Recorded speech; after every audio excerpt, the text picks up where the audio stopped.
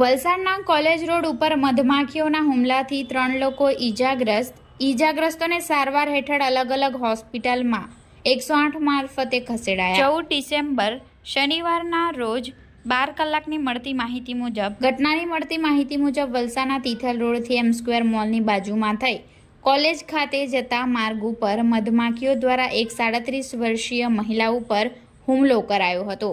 જો કે આ સમય દરમિયાન સ્થાનિકોએ ફાયર એક્સટેન્શન સિલિન્ડર તથા મશાલનો ઉપયોગ કરી મહિલાને હેમખેમ પ્રકારે બચાવી ઘટનાની જાણ 108 એમ્બ્યુલન્સને કરાઈ હતી અને ઈજાગ્રસ્ત મહિલાને વલસાડની ખાનગી હોસ્પિટલમાં ખસેડાઈ હતી।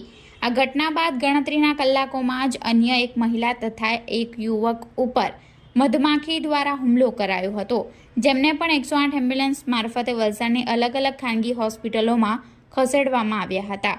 જો કે સમગ્ર બનાવની જાણ ગ્રામ પંચાયતના સરપંચ ધર્મેશ પટેલને કરાતા તેમણે એક્સપર્ટ તથા વલસાડ નગરપાલિકા ફાયરની ટીમને ઘટનાની જાણ કરી હતી। વહેલી તકે યોગ્ય નિકાલ લાવવા માટે તજવીજ હાથ ધરી હતી। સમગ્ર બાબતે કોલેજના વિદ્યાર્થીઓ તથા આસપાસના રહીશોમાં ભારે ભયનો માહોલ જોવા મળી રહ્યો છે।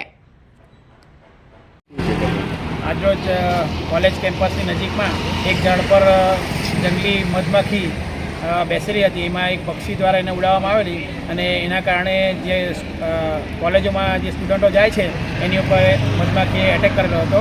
એની અંદર 2 જણા એમાં ઇન્જર્ડ થયેલા છે અને એને 108 દ્વારા હોસ્પિટલમાં લઈ જવામાં આવ્યા। તો આ મધમાખીના નિકાલ માટે તમે કઈ પગલાં લેશો? મધમાખીના નિકાલ માટે જે એના જૂના જાણીતા એના જે મધ કાઢે છે એમને સાંજે બોલાવવામાં આવ્યા છે, તો એમના દ્વારા એ મધને અહીંથી ઉડાવીને બીજી જગ્યાએ શિફ્ટ કરવામાં આવે છે।